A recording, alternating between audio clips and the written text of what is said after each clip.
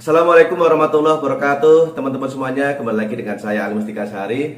Kali ini saya ingin berbagi ke teman-teman semuanya tutorial cara setting untuk access point Ruiji yang tipenya 720L, teman-teman semuanya. Ini merupakan produk yang best seller atau produk yang paling banyak orang mencari untuk access point, baik digunakan untuk perkantoran, hotel, atau biasanya paling banyak ini dipakai untuk sekolahan. Jadi kalau menggunakan Wi-Fi 5 untuk sekolah menggunakan user banyak, ini solusi untuk access point murah tapi stabil ya. Ini adalah access point 720L. Dan nanti kalau teman-teman mau beli produk ini, nanti saya kasih link di deskripsi untuk pembeliannya di mana, yaitu nanti salah satu subdistributor Ruiji yang ada di Surabaya. Oke. Terus yang digaris bawahi teman-teman semuanya, di sini saya tidak setting access point ini menggunakan cloud. Jadi ini yang setting standar sekali untuk pemula yang menggunakan access point IP. Access point ini menggunakan IP. IP defaultnya yaitu 192.168.110.1.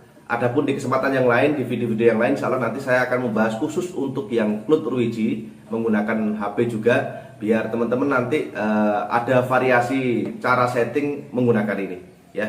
Termasuk di beberapa produk yang sudah saya uji coba di Ruiji, termasuk yang 1200, 1300 atau 1800 yang pernah saya uji coba. Insya Allah di kesempatan lain saya akan berbagi dengan setting default, dengan cloud dan HP ya. Terus teman-teman semuanya, ini nanti topologinya dari internet itu terus ke Mikrotik.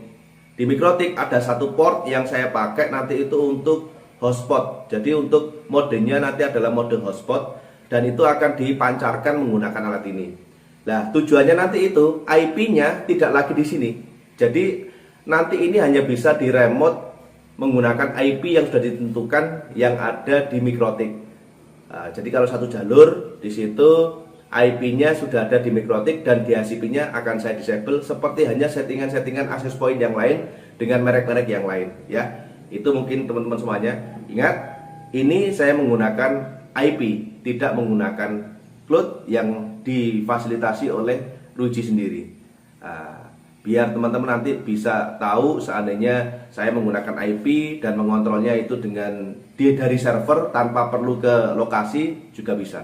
Oke, ini akan lanjut menggunakan ke komputer dan tentunya teman-teman semuanya cara pemasangannya di sini sama persis dengan access point yang lainnya yang menggunakan PoE ya. Karena ini menggunakan PoE, tentunya nanti kabel yang LAN di sini itu harus menggunakan tambahan PoE adaptor.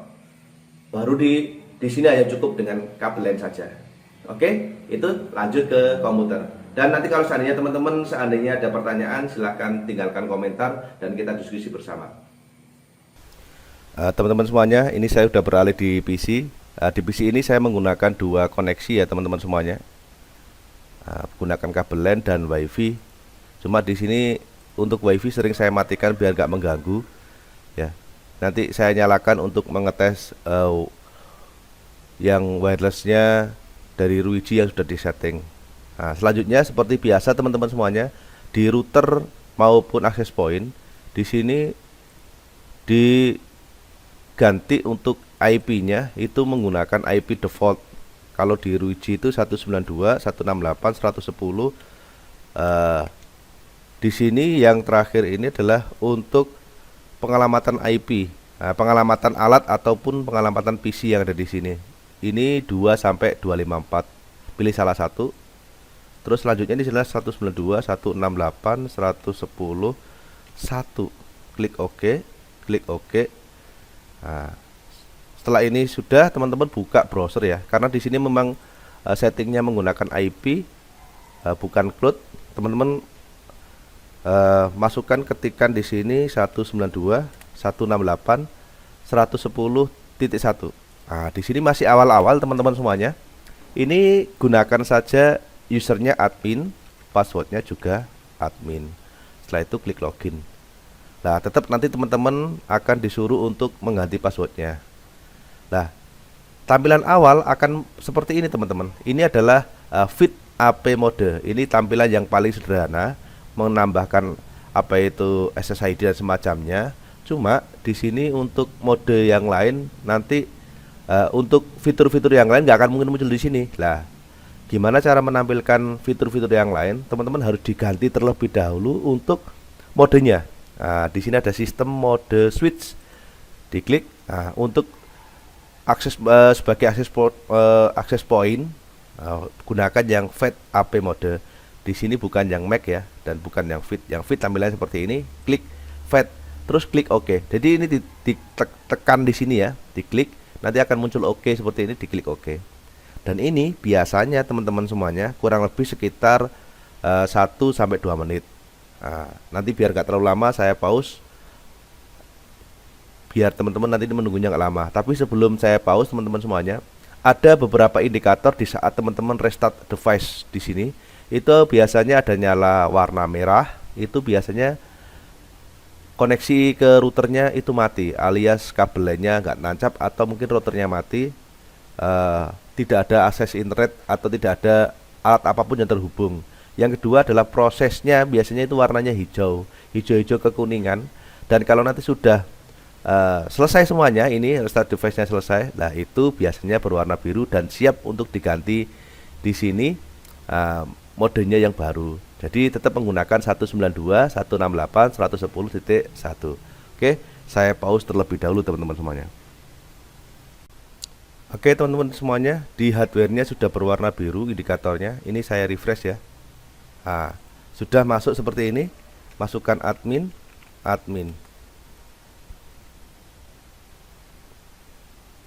Nah, munculnya akan muncul seperti ini. Teman-teman bisa menggunakan quick setting, external network setting seperti ini. Klik next boleh. Ataupun di situ saya tutup ya. Saya tutup, misalnya teman-teman mau tutup ini, terus mau setting secara manual tidak masalah. Nanti intinya sama. Cuma ini saya tidak quick setting biar teman-teman juga tahu nanti fitur-fitur yang lain yang dari AP720L. Oke. Nah, di awal-awal teman-teman pasti akan disuruh untuk mengganti passwordnya, change password. Nah, kalau sudah menghilang seperti itu, teman-teman jangan khawatir. Seperti halnya router atau access point yang lain, di sini ada cara untuk mengganti user passwordnya. Teman-teman klik sistem, di situ ada setting, ada password. Nah, ini untuk passwordnya ya. Passwordnya adalah admin tadi diganti dengan password yang baru. Nah, termasuk di sini ada password telnet. Dan juga ada fitur factory reset setting, plus di situ ada import dan export configuration. Ini dalam satu dashboard. Nah, kalau teman-teman sudah di setting terus mau dibuat di situ untuk setelan pabrik seperti semula, teman-teman diklik restore di sini. Atau teman-teman punya settingan yang ciamik, teman-teman bisa di sini diekspor ataupun diimpor lewat fitur yang ada di sini ya. Untuk fitur-fitur yang lain sebenarnya hampir semua sama dengan access point atau router yang lain. Oke. Selanjutnya saya klik di sini dashboard ya. Untuk tampilan depannya. Di saat teman-teman mau setting di sini untuk memancarkan hotspotnya, teman-teman di sini klik network. Wifi, LAN, Wifi atau WLAN. Di sini karena nanti itu tidak perlu menggunakan user password dan menggunakan login page, ini saya biarkan saja seperti ini ya. SSID-nya ini bisa diubah ya. WLAN-nya ini juga ada ringnya 1 sampai WLAN ID ini ya, 1 sampai 16. Nah, enskripsi ini yang teman-teman no enskripsi. Jadi tidak perlu memasang password nanti karena user passwordnya itu semua disetting dari hotspot atau dari MikroTik. Teman-teman klik save. Oke. Nah, sambil kita cek ya, ini akan saya aktifkan untuk yang wifi-nya, wireless routernya. Kita cek terlebih dahulu apakah tadi settingannya sudah muncul ini, EW ini ya.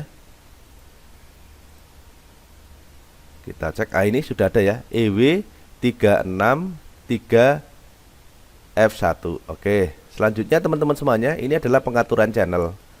Channel ini sebenarnya kalau kita menggunakan alat yang banyak, akses poinnya kita banyak, baru kita atur ini sedemikian rupa. Cuma kalau teman-teman hanya satu saja, tidak perlu disetting macam-macam, karena tujuannya pengaturan channel ini adalah agar tidak ada interferensi. biasanya yang paling penting itu adalah di setting di radio. Radio channel ini biasanya jangan sampai berbenturan. Kalau saya sendiri tipsnya buat teman-teman semuanya itu saya kasih jarak 5. Itu biasanya lengkungan dari frekuensi itu 5, kurang lebih 5. Misalnya 1, 2, 3, 4, 5. Kita gunakan yang 6. 6, 7, 8, 9, 10, 11. Lah kita gunakan yang 11. Kalau 2 kita gunakan yang 7. Atau di situ pokoknya ada channel yang lain, misalnya ada tetangga atau apa menggunakan frekuensi yang cukup kuat, kita hindari channel yang berbenturan. Itu saja teman-teman. Klik save. Kalau misalnya di setting sudah ya, klik save. Ini bisa diaktifkan untuk frekuensi 5 ataupun frekuensi 2,4. Misalnya hanya untuk HP-HP yang canggih saja, misalnya yang punya frekuensi 5 saja. Ini frekuensi 5 bukan 5G HP itu bukan ya, tapi HP yang bisa menangkap sinyal frekuensi 5,8. Ini 2,4.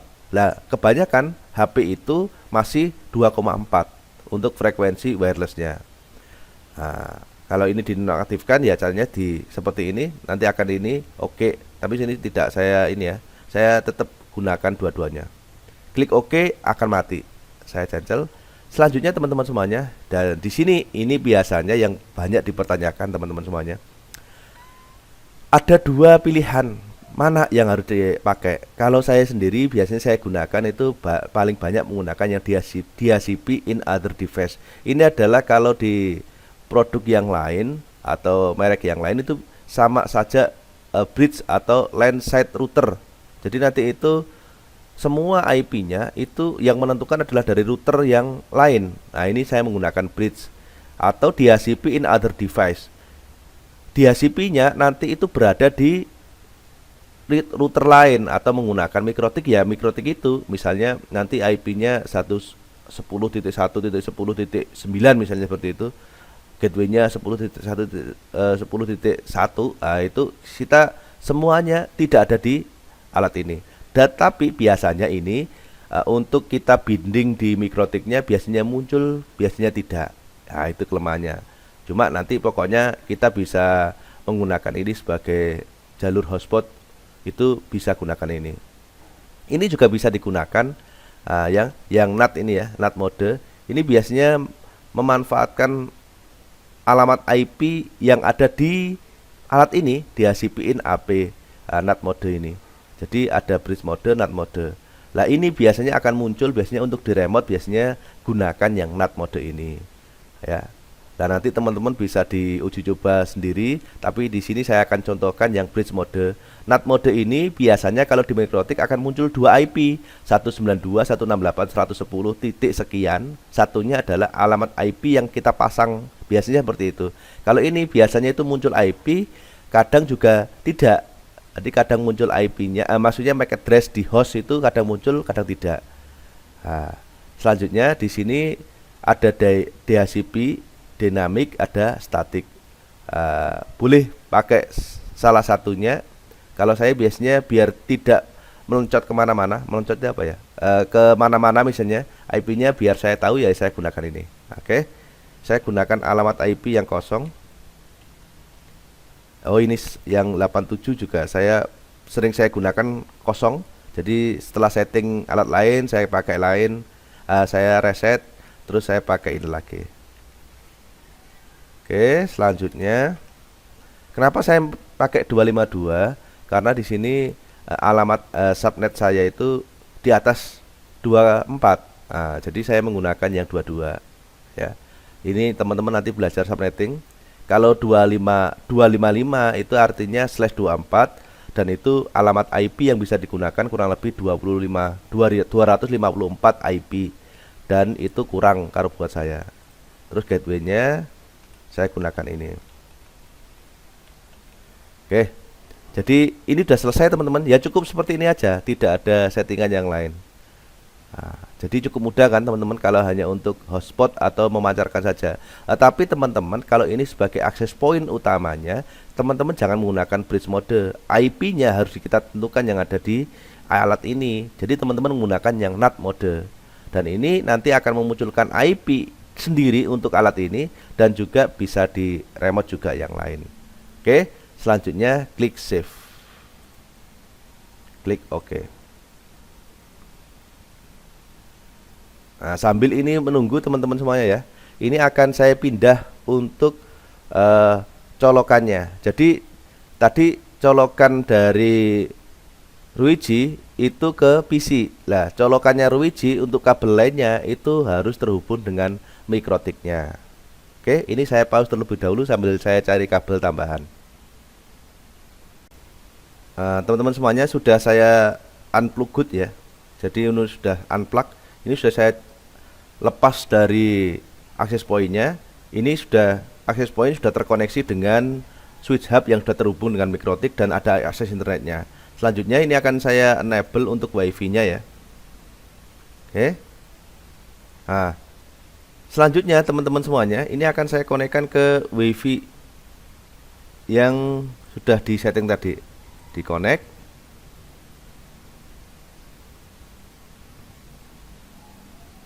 Nah, sudah masuk ya. Oke, ini saya punya kode khusus Hamzi dan sudah bisa di internet. Oke. Ini nanti pasti akan ditanyakan gimana sih cara remote-nya. Nah, ini kan tadi kan IP-nya 10. Ini nggak bisa di remote teman-teman semuanya. Nah, biasanya saya itu sudah menyiapkan, saya ketik sendiri untuk serial number-nya. Kadang itu muncul, kadang tidak. Tadi yang saya omongkan itu kadang muncul, kadang tidak. Nggak bisa di remote toh. Jadi kalau mau nge-remote-nya, teman-teman masuk ke mikrotik ya. Mikrotiknya terus dikonekkan ya. Di host di sini tadi cari yang IP-nya 87. 87 ini sudah ada ya. Terus di sini make a binding. Terus di copy, di paste gini, di bypass, di apply, di OK. Kita coba. Sudah bisa. Oke, teman-teman semuanya, sudah bisa untuk akses internet dan bisa untuk dibinding. Oh, keliru, saya lupa passwordnya. Admin. Oke. Sudah terkoneksi dengan ini. Dan teman-teman semuanya, biasanya ada beberapa kendala di saat teman-teman di sini tidak mendapatkan akses internet. Ini user online ini ya, user 1 ini ya. Ini pakai PC. Oke ya. Ini user satunya. Jadi kendalanya biasanya itu adalah kita di saat setting VLAN itu VLAN-nya kadang satu nggak bisa dipakai, nanti ganti aja 2 gitu, ganti 3 gitu. Jadi itu yang sering terjadi. Termasuk alat ini yang biasanya seperti itu. Kalau saya VLAN satu nggak bisa, saya pindah ke yang lain.